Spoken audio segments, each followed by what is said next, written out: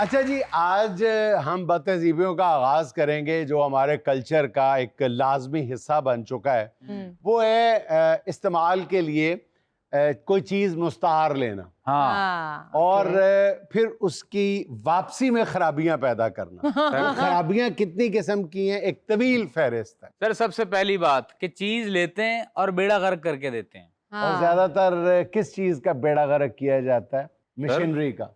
हाँ, आमतौर पे हम या गाड़ी लेते हैं या मोटर बाइक लेते हैं, इवन किसी साइकिल से उधार लेते हैं, मुस्तार लेते हैं, इस्तेमाल के लिए लेते हैं। और जब वापस करते हैं तो वो 2-3 दफा जो है मालिक आंखें झपकता है कि यार ये वही है जो मैंने दी। कहते नहीं नहीं है वही है, जरा मिट्टी पे ही है। सर इसी बात का एक और पहलू, आपने बाइक या गाड़ी लिया भरी टैंकी के साथ और वापस किए सुनसान टैंकी के साथ, जैसे वो आपने हुर्मत से गुजर के आए। अच्छा अगर मोटरसाइकिल आपसे 1 घंटे के लिए मांग के लेके जाए ना, शाम को कोई 6-7 घंटे बाद वापस आते हैं और ऐसे ढीठ और थिंदे बोलते हैं यार कभी काम भी करवा लिया अगर मोटरसाइकिल का, अब लेके निकला हूं खराब हो गई, तब से मैं मैकेनिक के पास बैठा हूं। बिल्कुल इसी तरह आपसे जोड़ा मांगेंगे 1 दिन के लिए फंक्शन में पहनने के लिए और वापसी होगी महीने के बाद। और जब आप वो जोड़ा देखेंगे तो उसका बेड़ा गर्क होगा। दुपट्टा फटा हुआ, तुसी हीला पांदे जे ना, तोड़ी हील तले आके पाटा होना है। कोई सिल्मा स्टारा मोती बेड़ा गर्क, फिर बंदा कहेगा हुणे तू तोहफा ही रख ले मेरे लिए। अच्छा, वापसी पे उस एक जोड़े पे 2-3 तरह के सालन गिराए होते हैं बाकायदा मुतंजन बना के। और फिर भी शर्मिंदा नहीं होते, उस वक्त भी वापस करते हुए कहते हैं बाजी तानू अल्लाह ने दिता ते बहुत है पर खान दी तमीज नहीं है। और 1 महीने बाद भी ड्रेस भला क्यों वापस करने आते हैं? क्यों? अगला मांगना होता।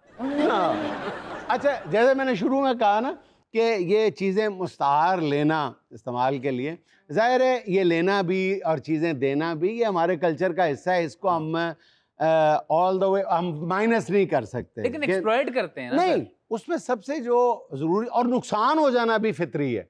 आप कोई चीज़ लेके गए हैं, जाहिर है कि अगर वो आपने इस्तेमाल किया उसका नुकसान, उसका बेहतरीन हल ये है कि आप जाके ईमानदारी से बताएं और उसका नुकसान पूरा करने की कम से कम ऑफर बेशक झूठे मुंह से कर दें, करें जरूर कि मैं यार, और दुआ करें कि या अल्लाह वो आगे से ये ना कह दें कि चले ठीक है फिर ठीक करा दें। और सर छोड़ें, मेरा एक दोस्त मुझसे मेरी एक बड़ी नई किस्म की जर्सी लेके गया, कहता है यार एक फंक्शन में पहननी है, मैंने दे दी। यार महीना गुजरा, 1.5 महीना गुजरा, सर्दियां खत्म होने वाली थी। मैं चला गया उसके घर, बेल बजाई, हाँ मैंने बेल दी, उनकी अम्मा ने दरवाजा खोला। अच्छा मैंने देखा उनकी अम्मा जो है वो डेवड़ी में पोछा लगा रही थी, और वो सर मैंने गौर से जब देखा पोछा नहीं मेरी जर्सी थी। लाला फिर भी नहीं टला, लाला वो पोछा वापस ले आया। लाला कहता यार इस घर में कौन सा इतने बच्चे हैं, लेकिन लाला लग तुम्हें अभी भी अच्छी रही है।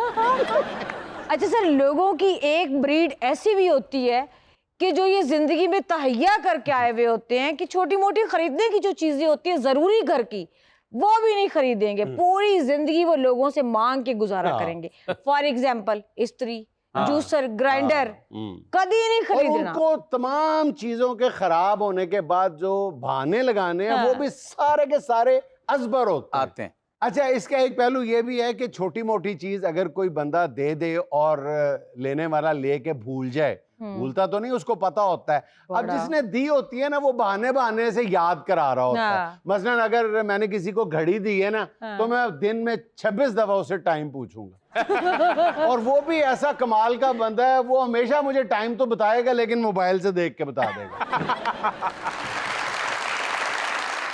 अच्छा जी, आज की खबर बराए तबसरा हाजिर है।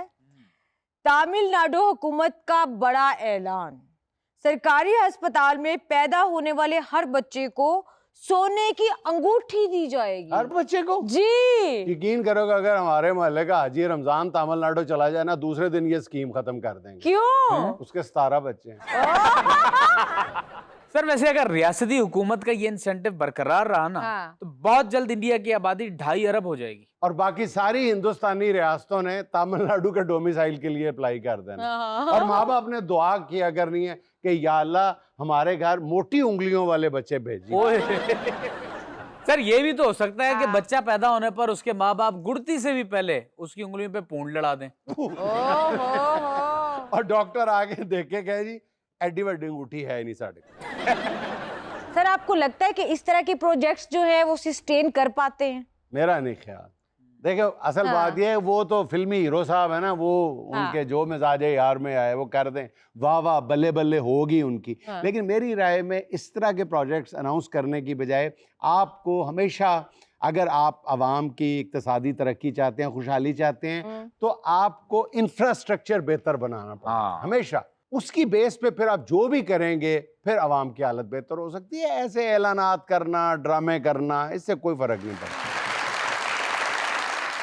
अच्छा जी, आज की वायरल वीडियो, सर आपने देखा होगा कि लोग अपनी शादी के दिन को यादगार बनाने के लिए बड़ी बड़ी गाड़ियां रेंट पे लेते हैं कि लोग ये दिन कभी भूले ना, खबरों में रहने के लिए और क्या। एग्जैक्टली। लेकिन यहाँ पे जो मैं आप लोगों को वीडियो दिखाने जा रही हूँ ना, देखिए कि दूल्हा दुल्हन स्केटिंग करते हुए आ रहे हैं। स्केटिंग, ओह रोलर स्केट्स, वाह जी। खबरों में भी आ गए हैं और खर्चा भी कुछ नहीं किया। वाह जी वाह।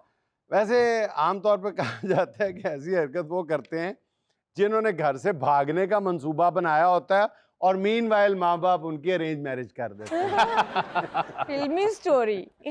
सर सीधी सीधी बात है, पेट्रोल के हालात आपको पता है क्या चल रहे हैं। उसने बचत की है पेट्रोल की। हाँ आपने वो सुना होगा ना, लोग कहते हैं कि इन्ना पैरों ते निकल चलिए, इन्हें क्यों आना है बंदे ने कि इन्ना टैरा ते निकल चलिए नारायण का गाँव। अच्छा वाकई कंजूसी वाला मामला लगता है। जब जूता छुपाई की रस्म हो गई तो इसने दोनों पाँव आगे कर दिए होंगे, ला सकते हो तो ला लो। पीछे पीछे निकाह कहाँ भी स्केटिंग करता हुआ जा रहा है और पूछ रहे हो मेनू तो दस दो कबूल है कि नहीं। और सर दुल्हन के वालिद ने रुख्सत करते हुए ये कहा होगा, बेटी जा तो दो दो पहियों पे रही हो, वापसी चार चार पहियों पे आना।